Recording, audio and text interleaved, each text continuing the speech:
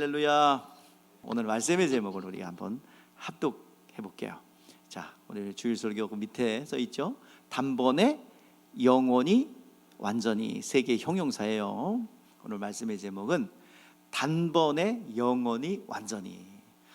예수님이 대속제물이 되어 주시고 또 모든 것을 이루시고 십자가상에서 다 이루었다 선언하시고 그리고 죽으셨어요. 우리의 죄를 짊어지시고 죽으셨어요. 그리고 우리의 죄와 그 저주를 다 무덤에 장사 지내고 예수님 다시 살아나셨습니다.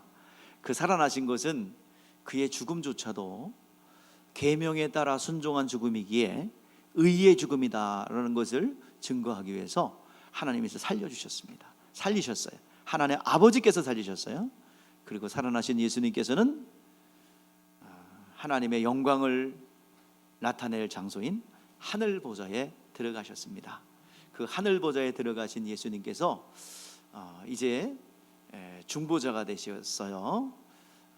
완전한 제물 되어 주셨고 영원한 대제사장 되어 주셨고 단 한 번의 사역을 통해서 우리 주님께서 모든 것을 이루셨다는 것을 나타내는 세 개의 형용사의 단어입니다.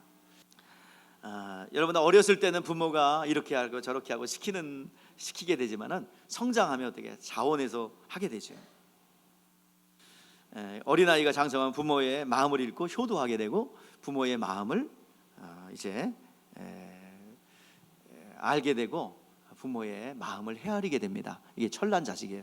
여러분 철이 났다는 게 뭐냐면 철이 났다는 것은 내 의견, 내 철학이 생겼다는 얘기예요. 그래서 사리 분별이 정확합니다. 그래서 신앙의 철이 나면 무엇이 먹어야 될 말씀이고 무엇을 먹지 말아야 될 말씀이고 또 신앙의 철이 났다는 것은 무엇이 생명이고 나에게 영적으로 유익인가를 정확히 분별할 수 있다는 거예요. 어떤 유혹과 미혹이 와도 이것을 척결하고 이길 수 있는 능력이 신앙의 성숙함에서 나오게 되는 것입니다. 그래서 누구에게 묻지 않고 누가 시키지 않아도 스스로 생각하고 판단하고 올바른 길을 갈 수 있는 것이 신앙의 자유자요 그리고 성숙한 신앙입니다. 여러분들 시켜서 하는 일은 초등학교 초등학문에 있는 초등교사의 모습입니다. 오늘 시간 주일 성수하라 또 전도하라 억지로 움직이면 아직도 율법 아래에 있는 거예요. 오늘 진리 아래에 있는 여러분들은 스스로 움직이는 자들입니다. 성숙된 인격을 가진 사람들입니다. 영혼이 하나님의 말씀을 들리면요 그때부터 움직입니다. 왜? 하나님의 말씀은 영이요 생명 그 자체예요. 사망이 역사하고 게으르고 무능하고 무력한 영혼 속에 영이요 생명이신 말씀이 들어가면 그때부터 역동적인 역사가 일어납니다. 수술이 일어납니다. 교정이 일어납니다. 세상을 향했고 눈으로 보고 그리고 귀로 듣고 그리고 만진바되는 촉각이 전부인 줄 알았는데 내 속사람이 영혼이 내 속사람 영혼이 나의 본질이구나. 내 영혼을 위해서 움직이게 되겠다. 그래서 하나님의 말씀을 가지고 수술을 받습니다. 영혼이 하나님의 말씀이 들려지면 수술이 돼요. 자동으로 수술이 됩니다. 그 집도 의사는 누구예요? 성령님이십니다. 히브리서 4장 12절 말씀에 하나님의 말씀은 살았고 운동력이 있어 좌우의 날선과 어떤 것보다 예리하여 영과 혼과 및 관절과 골수까지 찔러 쪼개기까지 하여 또 마음과 생각과 뜻을 판단하시나니 이렇게 하나님의 말씀을 들려지는 그 순간에 이제 움직이기 시작하고 교정이 이루어지게 되는 것입니다. 그냥 신앙생활하는 것은 단순히 극기하고 인내하는 건 줄 알았어요. 그런데 하나님의 말씀을 듣고 보니 아니군요.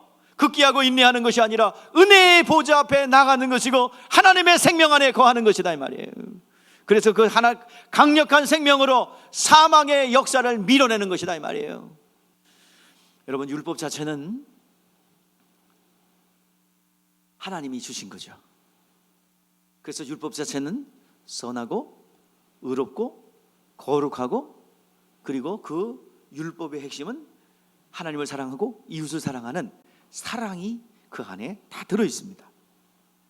그런데 하나님의 법인데 약점이 있다는 것은 뭐냐면 약점이 있다는 것은 그리고 역점이 있기 때문에 폐해진다는 것은 뭐냐면 초등교사의 방법, 즉 이렇게 하라 저렇게 하라, 안 되면 안 지키면 채찍도 맞고 의도 터지기도 하고 또 잘하면 칭찬받고, 그래서 이렇게 동료애가 움직이는 초등교사의 몽학선생의 방법이 폐해진다는 거예요. 이제는 누가 들어와서 성령께서 들어오셔서 이제 너희 속에서 역사한다. 겉에서 역사하는 것이 아니라 이제는 속에서 역사한다는 얘기예요. 그것이 바뀌어진다는 얘기예요.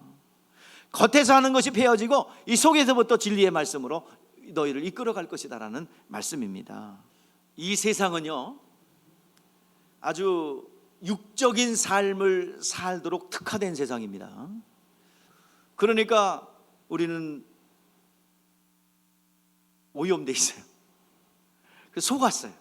눈에 보이는 세계가 전부인 줄 알고 있어요. 그러나 성경은 말합니다. 우리의 본질이 육체가 아니라 뭐예요? 속사람 영혼이에요. 자, 우리의 인간의 구조를 한번 봐요. 저렇게 돼 있어요.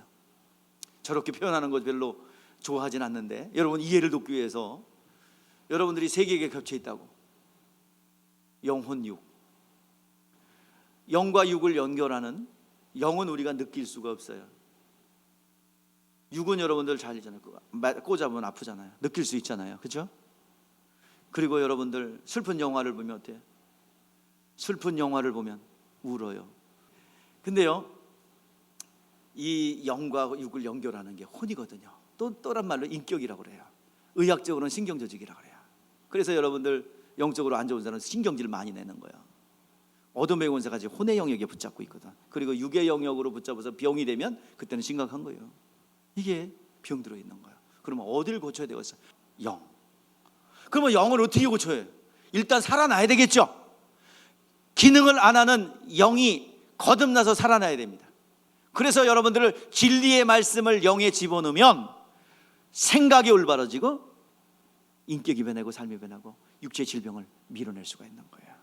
오늘 여러분 진리의 말씀, 그래서 성경에서는 계속 강조하는 것이 사람이 떡으로만 사는 존재가 아니라 하나님의 입에서 나오는 말씀으로 사는 존재라고 하는 거예요. 히브리서 9장 9절의 말씀에 보니까 현재까지 자, 우리가 보지 9절 읽어봐요. 히브리서 9장 9절. 그러니까 비유입니다.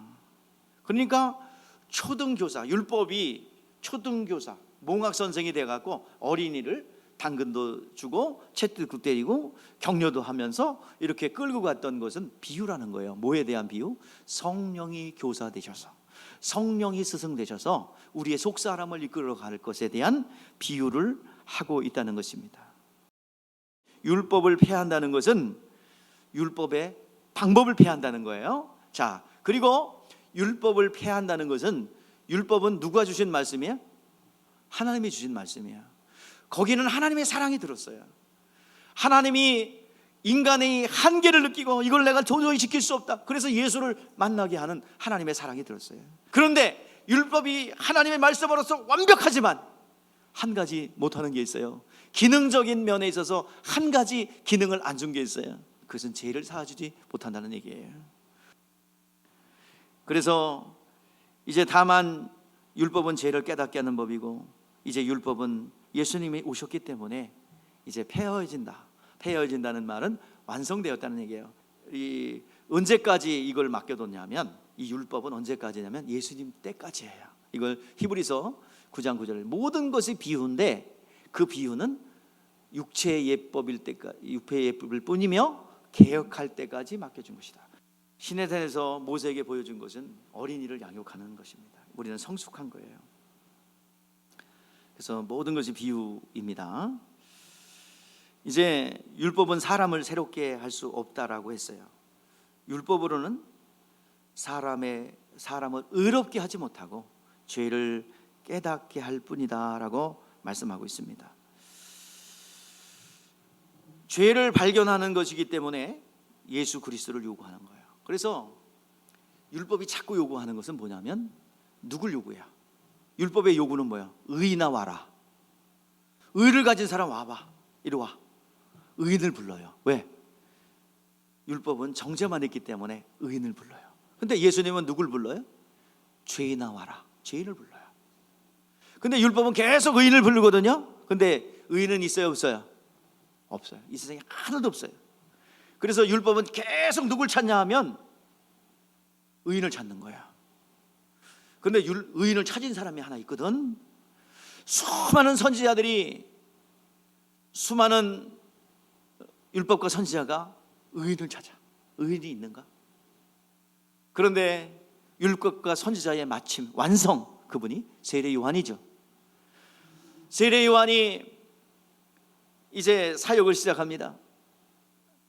회개하라, 천국이 가까웠느니라. 그런데 이제 하나님께서 때가 참에 세례 요한의 영안을 열어요. 의인을 발견하게 됩니다. 회개할 것 없는 의인을 발견하게 됩니다. 그분이 누구였어요? 세례 받으러 오신 예수 그리스도예요. 그리고 선언합니다. 보라, 세상 죄를 지고 가는 하나님의 어린 양이로다. 죄인이 득실거리고 의인이 없는 이 시대에 의인이신 예수를 소개하고 그는 역사 속에서 사라지는 거예요. 그리고 율법과 선지자의 역할을 감당한 것입니다. 죄인이 가득 있는 곳에 의인을 발견하고 그 사명을 완수하고 그는 정죄의 기능은, 율법의 정죄의 기능은 왕의 죄를 지적하고 그는 목을 잘려 죽어요. 사명을 다한 거예요.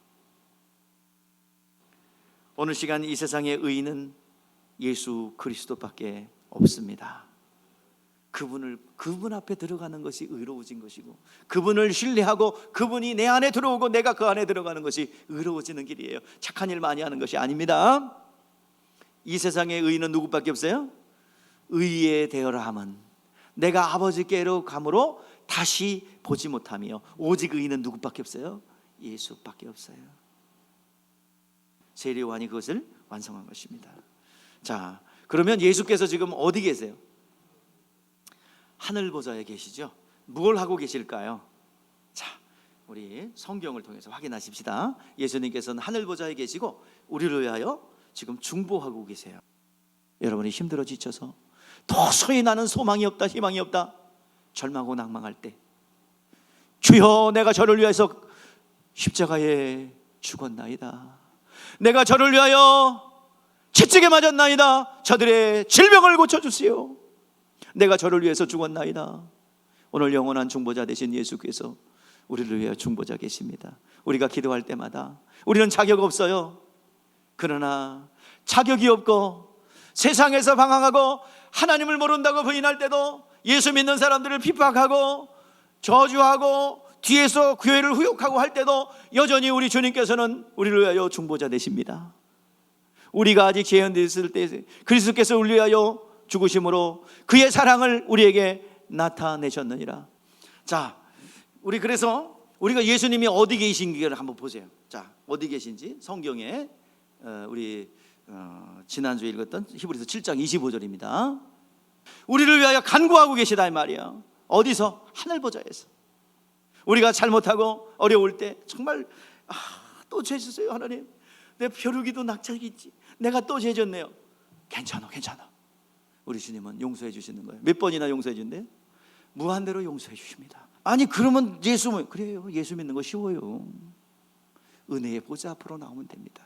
그리고 내 안에 생명을 채워넣으면 어느 순간에 죄를 이겨요.